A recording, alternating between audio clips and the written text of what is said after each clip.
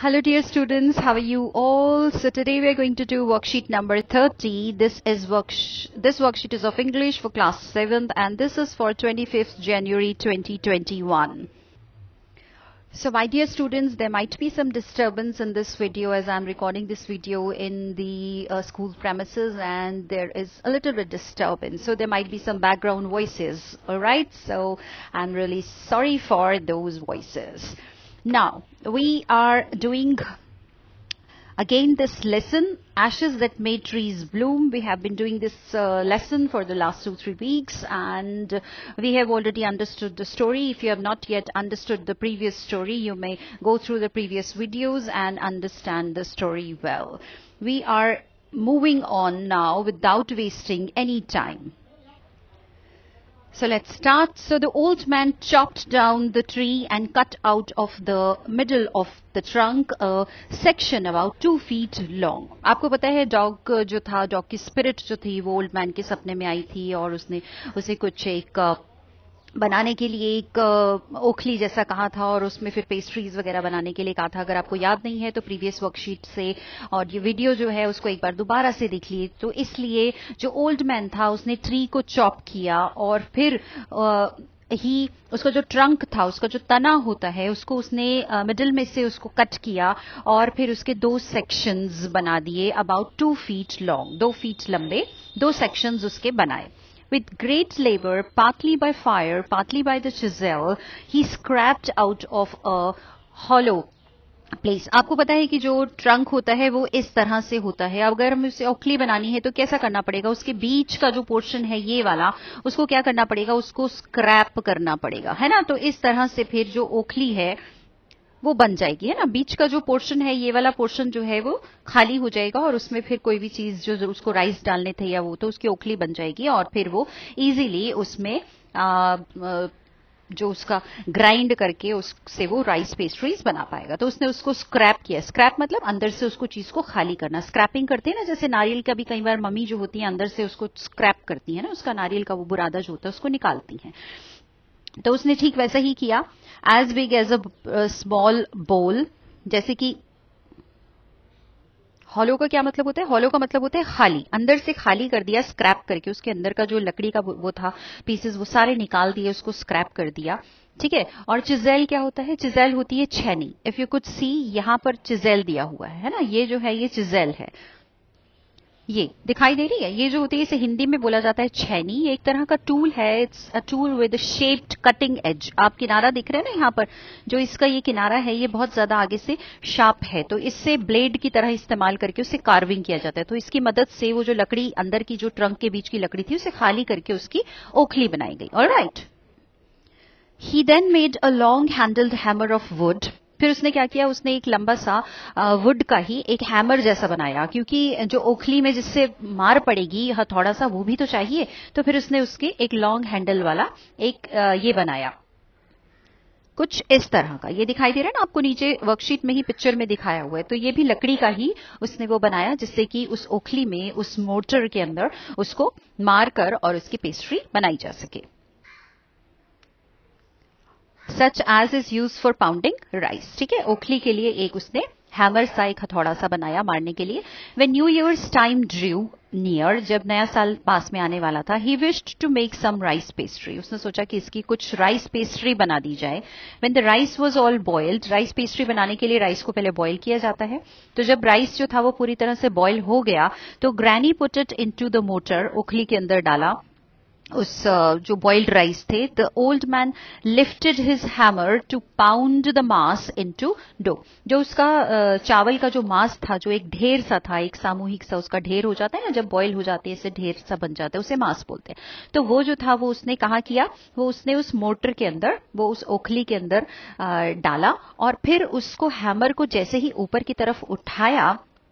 और किस लिए उठाया होगा? ताकि उसको अच्छे से पीसा जा सके, ताकि उसका अच्छे से डो बना दिया जा सके, उसको पीस कर.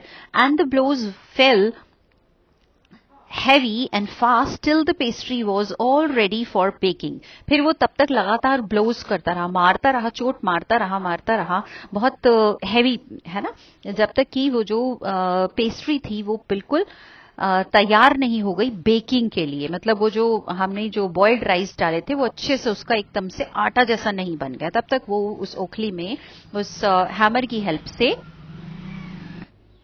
उसने उस मास को डो में चेंज कर दिया. So suddenly the whole mass turned into a heap of gold coins. तो अचानक तभी क्या हुआ कि जो वो मास था, जो वो ढेर जैसा उसके अंदर था, वो पेस्ट्री का जो डो था, वो अचानक से क्या हुआ कि वो एक हीप ऑफ गोल्ड कॉइन्स में बदल गया. हीप मतलब ढेर. वो जो मास था वो बदल गया गोल्ड कॉइन्स के, सोने के सिक्के के ढेर में बदल गया.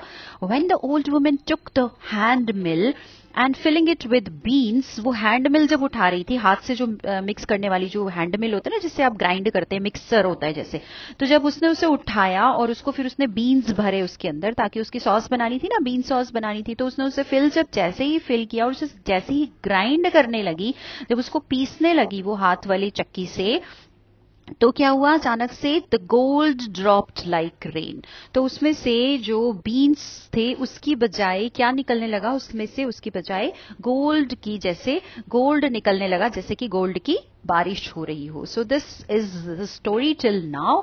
ये स्टोरी है अब तक की, आगे की स्टोरी जल्दी ही आगे पढ़ेंगे. आप what is the exercise we have to do. अब जो एक्सरसाइज है वो है match the following word meaning with their corresponding picture. यहाँ कुछ वर्ड्स दिए हुए हैं, यहाँ साथ में मीनिंग है, कुछ पिक्चर्स भी आपको दी हुई हैं आपको समझाने के लिए, तो उसको आपको मैचिंग करना है. First one is trunk. Trunk तो आपने पहले भी जरूर इस वर्ड को सुना होगा. ट्रंक पर ये वो वाला ट्रंक नहीं है जिसमें आप कपड़े वगैरह रखते हैं, ये है ट्रंक ये वाला जो कि तना जिसे आप कहते हैं. तो ट्रंक तो बिल्कुल मीनिंग उसके सामने ही है, woody stem of a tree. तो इसको तो आपने इसके साथ ही मिला देना है. Alright, then is chisel. Chisel मैंने आपको अभी बताया था कि वो एक तरह की छेनी होती है, एक तरह का टूल होता है जो कि आगे से कटिंग के लिए, स्क्रैपिंग के लिए यूज किया जाता है. तो ये भी बिल्कुल इसके सामने लिखा हुआ है. और अगर पिक्चर्स से उसको हम मिलाएंगे तो हम जो है इसको मिलाएंगे वुडी स्टेम को यहाँ पर, ठीक है. और ये जो है ये है हमारा ये वाला, ठीक है. Then is pounding. पाउंडिंग मैंने आपको बताया वो है, पाउंडिंग का मतलब होता है पीसना ना, रिपीटेड एंड हैवी हिटिंग. ये जैसे कि यहां पर लिखा है रिपीटेड एंड हैवी हिटिंग, वो भी बिल्कुल सामने ही लिखा हुआ है. सो पाउंडिंग होता है रिपीटेड एंड हैवी हिटिंग और स्ट्राइकिंग. ओखली के अंदर उसको जो मार मारी जाती है बार बार उसको बोला जाता है पाउंडिंग करना, यानी कि पीसना, ठीक है, ओखली में पीसना. तो ये है वो. And then is dough. Dough होता है जो आटा आपकी मम्मा गूंथती है रोज, उसे ही डो कहते हैं. लेकिन डो और भी होते हैं. डो आपको पता है ब्रेड जो बेकिंग के लिए बनाई जाती है वो भी डो होती है. So a thick mixture of flour liquid used for making bread. तो वो भी बिल्कुल सामने ही है, थिक मिक्सचर. और वो है आटा कहाँ दिया हुआ है, वो दिया हुआ है यहाँ पर. Alright, so you got it. आपको समझ में आ गया है. आप पिक्चर्स भी जरूर ड्रॉ करिएगा ताकि आपको अच्छे से उनकी क्लैरिटी हो जाए. Now the next question is question number 2. Let's picture this. इसको पिक्चर के फॉर्म में आपने करना है. पिक्चर्स यहाँ पर वैसे दी हुई है लेकिन आप भी ड्रॉ कीजिएगा अपने स्टाइल में, अपने कला का प्रदर्शन कीजिएगा इस वर्ड्स को अच्छे से समझने के, मीनिंग को अच्छे से समझने के बाद. So read the given lines and match them with the correct image. अभी तो आपको गिवन लाइंस को पढ़ना है, उसको समझना है और फिर इससे मैच करना है. जब आप पिक्चर ड्रॉ करेंगे तो और अच्छे से ड्रॉ कीजिएगा. Alright, now the first one is he then made a long handled hammer of wood such as is used for pounding rice. उसने एक लंबा सा एक हैंडल जैसा बनाया, एक हैमर जैसा बनाया, वुड का हथौड़ा जैसा, ताकि उसको पाउंड किया जा सके, उसको पीसा जा सके, बार बार चोट मारी जा सके उसके ऊपर. तो वो तो आपको दिख ही रहा है. वो कहाँ है, बिल्कुल ठीक आपने पहचाना, वो है ये. Alright, now the second one is When the old woman took the hand mill, जब उसने हाथ से पीसने वाली जो चक्की होती है, जैसे ना उस हाथ से हम ऐसे घुमा के चलाते हैं जोर से, तो वो जो अंदर चीज हमने डाली होती है वो जो है पिसती है, वो बाहर निकलती है, ठीक है. तो ओल्ड वुमेन ने जो हैंड मिल थी वो हाथ से पीसने वाली चक्की हाथ में जब उठाई और उसको जब बीन्स से फिल किया एंड बिगेन टू ग्राइंड, और जैसे ही ग्राइंड करने लगी तो क्या होने लगा, तो gold drop like rain.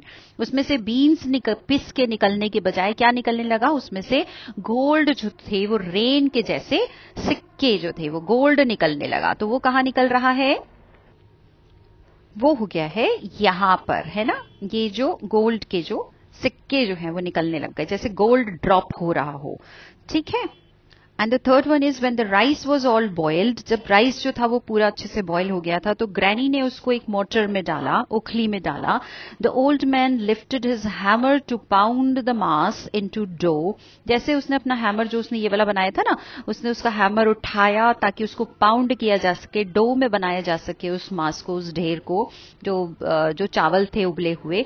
And blows fell heavy and fast till the pastry was all ready for baking. और जो blows थे उसके चोट जो वो मार रहा था थोड़े से, वो और ज्यादा हैवी और फास्ट, तेज तेज तेज तेज, है ना. उसको पीसने के लिए मम्मा भी जो होती है बार बार ओखली में या कुंडी के अंदर वो जो होता है उससे पीसने के लिए बार बार चोट मारती है. तो ये कहां पर हो रहा है, कौन से पिक्चर में ये सारा काम हो रहा है?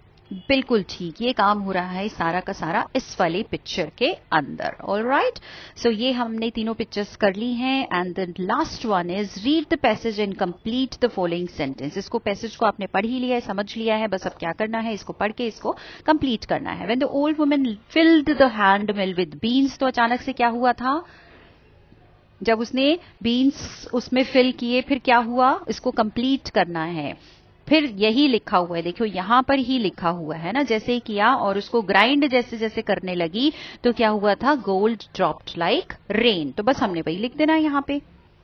ठीक है, तो हम लिख देंगे when the old women filled the hand mill with beans, comma जरूर लगा दीजिएगा, the old gold dropped like rain and then full stop. Alright, so I hope आज की वर्कशीट आपको अच्छी समझ में आ गई होगी. But there might be lot of disturbance, क्योंकि मैंने बताया मैं बाहर हूं कहीं और, लेकिन आप बच्चों को मुझे समझाना जरूरी है. That's why I made this video. Alright, so bear with me.